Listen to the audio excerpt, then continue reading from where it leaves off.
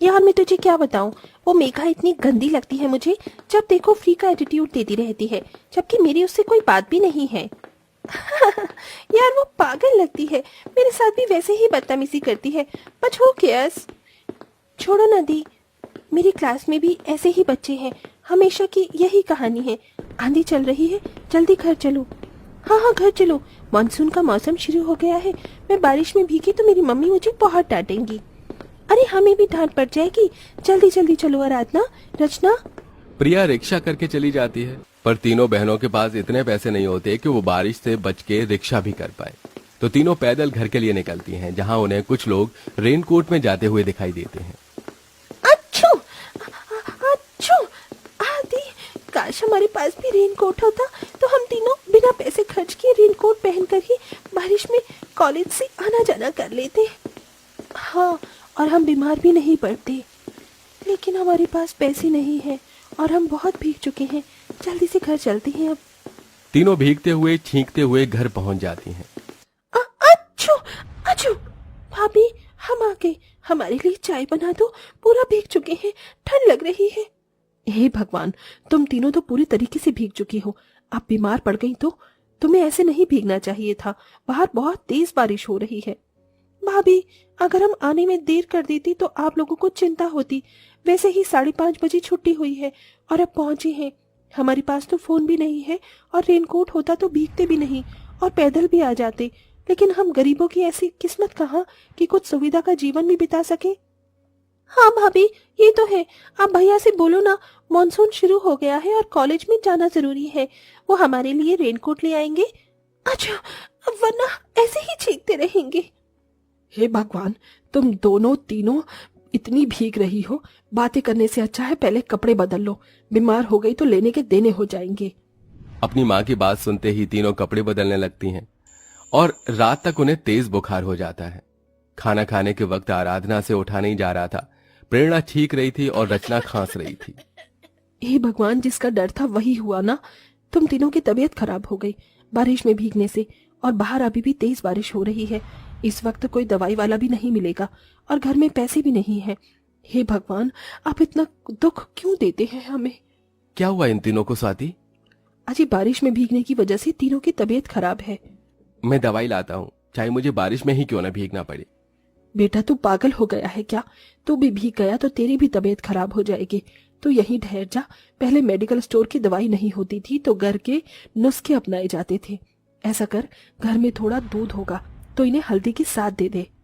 माँ जी, दूध 3 गिलास जितना नहीं है। आपको पता है घर में थोड़ा थोड़ा दूध आता है, वो भी 4-5 दिनों के बाद सिर्फ चाय पीने के लिए। थोड़े थोड़े दूध के घूंट हल्दी से पिलवा देती हूँ, कुछ तो असर हो ही जाएगा। हाँ बहू, फटाफट लिया, ये सुबह तक ठीक भी हो जाएंगी। फिर स्वाति अपनी तीनों नंद को थोड़ा सा दूध और हल्दी पिला देती है। तीनों थोड़ी ठीक हो जाती हैं, पर 2-3 दिन तक सर्दी जुकाम रहता है, जिस वजह से 2 दिन कॉलेज भी नहीं जाती। वो फिर कॉलेज जाती हैं। 4 दिन कम बारिश होती है तो तीनों नंद आराम से कॉलेज आ जा रही थी, लेकिन फिर आते वक्त शाम को तीनों भीग जाती हैं और उन्हें फिर से बुखार आ जाता है। अब तो घर में खाने के लिए 2 वक्त की रोटी नहीं थी, ना ही घरेलू नुस्खा देने के लिए दूध हल्दी। भाभी, आपने भैया को रेनकोट लाने के लिए नहीं बोला ना? देखो हमारी फिर से क्या हालत हो गई। पढ़ाई तो नहीं छोड़ सकती क्योंकि फिर सेमेस्टर आ जाएंगे। मेरा एमए फाइनल है और इन दिनों ग्रेजुएशन कंप्लीट होनी है। मैं समझ सकती हूँ आराधना, पर तुम्हारे भैया का काम नहीं चल रहा। जहाँ 5,000 मिलते थे अब वहाँ इन्हें 1,000 रुपए भी नहीं मिल रहे, क्योंकि बारिश की वजह से काम नहीं चल रहा। आज रात को खाने के लिए भी सिर्फ 2 मुट्ठी दाल और चावल हैं, लेकिन कल के लिए कुछ नहीं है। भाभी, मैं बारिश में बार बार नहीं भीग सकती। भैया को बोलो यहाँ रेनकोट बना कर दो। अच्छा ठीक है ठीक है, अब बार बार मत बोलो, आराम करो तुम लोग। मेरे आंचल में 5 रुपए बंधे हुए हैं, बहू को बोल देती हूँ वो जाकर अदरक ले आए तो इन तीनों को अदरक का रस पिला दूंगी। खांसी जुकाम सर्दी सब चला जाएगा। तभी अवंतिका अपने आंचल में से बहू को 5 रुपए देती है और वो बारिश में सिर पर किसी बोरे को लगाकर अदरक लेने के लिए निकल जाती है। अदरक लाते वक्त वो बहुत परेशान होती है। भगवान जी, मुझे कुछ समझ नहीं आ रहा कि मैं क्या करूं। ऐसे तो बार बार मेरी तीनों ननद बीमार होंगी, वो अपनी परीक्षा भी नहीं दे पाएंगी और उनकी शादी भी तो करनी है। घर में राशन पानी नहीं है और परीक्षा की फीस भी देनी होगी। मुझे ही कोई नौकरी दिला दो या चमत्कार कर दो जल्दी से सब कुछ ठीक हो जाए। तभी फुटपाथ पर एक औरत अपने बच्चों को बारिश से बचाने के लिए अपने फटे हुए पल्लू से उसे छुपाती है, लेकिन बच्चा अभी भी भीग रहा था। ये देख स्वाति तुरंत उसके पास पहुंच जाती है। बहन, तुम्हारा बच्चा तो बहुत रो रहा है। इतनी बारिश में तुम यहाँ क्यों हो? इस पेड़ के नीचे भी तो तुम्हें बारिश की बूंदें लग ही रही है। क्या करूं बहन जी, मुझे छत नहीं मिल रही। किसी के घर के नीचे बैठ जाती हूँ तो वो मुझे भगा देता है। मैं और मेरा बच्चा बहुत परेशान है। आपके पास खाने के लिए भी कुछ नहीं है और मेरा पल्लू अभी भी नहीं भीगा, थोड़ा हिस्सा सूखा है। ये लो ये बोरी, अपने बच्चे को बचाओ और रुको, मैं तुम्हें अपना सूखा पल्लू देती हूँ। अपने बेटे को सुखा लो वरना बीमार पड़ जाएगा। स्वाति अपना पल्लू फाड़कर उसके बेटे को सुखवा देती है और उसमें लपेट देती है, जिससे अब उसका बच्चा भीगता नहीं है। स्वाति जैसे ही वहां से जा रही होती है, रुको स्वाति, तुम कहाँ जा रही हो? अरे वो बच्चा और औरत कहाँ गए? चिंता मत करो, वो मैं ही हूँ जो तुम्हारी परीक्षा ले रही थी। इस बारिश में भी तुम्हारे पास कुछ नहीं है, लेकिन तुमने मेरी मदद की, इसीलिए अब मैं तुम्हारी मदद करना चाहती हूँ। ये लो, ये एक जादुई कपड़ा है, इससे तुम्हारी जिंदगी आसान हो जाएगी। पर मैं क्या करूँगी, मुझे ये नहीं चाहिए। अरे ये तुम्हारी नेक दिली का तोहफा है, इस्तेमाल करने से तुम्हें इसका मोल समझ आ जाएगा। परी की बातें स्वाति की समझ से परे होती हैं और वो कुछ पूछती इतने में परी गायब हो जाती है।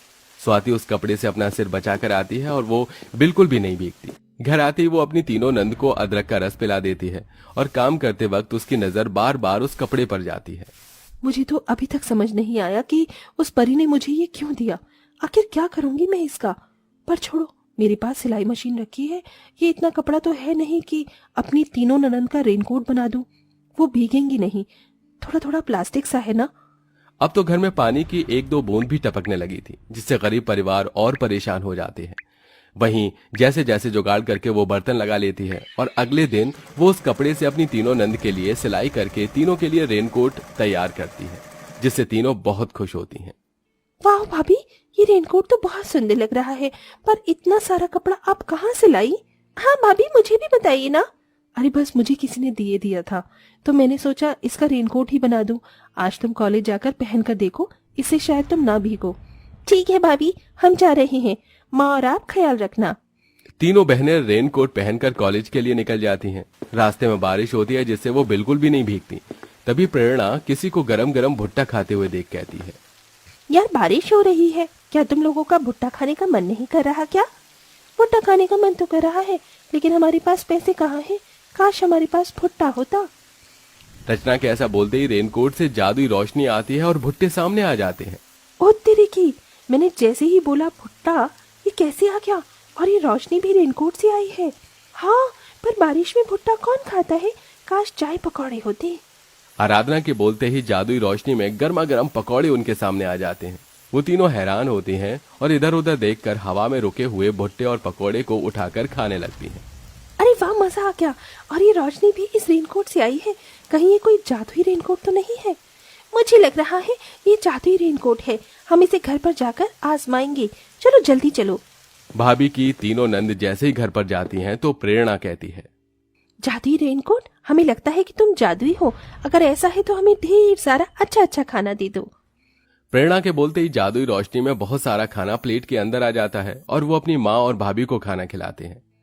हे भगवान, हमारे घर में इतना सामान ही नहीं है कि ये खाना बन पाए, और पैसे भी नहीं है। तुम ये महंगा खाना कहाँ से लाई हो? बताओ, कोई चोरी वगैरह की है? नहीं नहीं माँ, आप मुझे गलत समझ रही हैं। हमने ये खाना कहीं से नहीं चुराया है। आपने जो हम तीनों को जादुई रेनकोट दिया है, ये वहीं से आया है। अभी मैं आपको दिखाती हूँ। जादुई रेनकोट, हमारे घर में बारिश का पानी टपकता है। इसे इतना मजबूत घर कर दो कि हमें रात में परेशानी ना हो।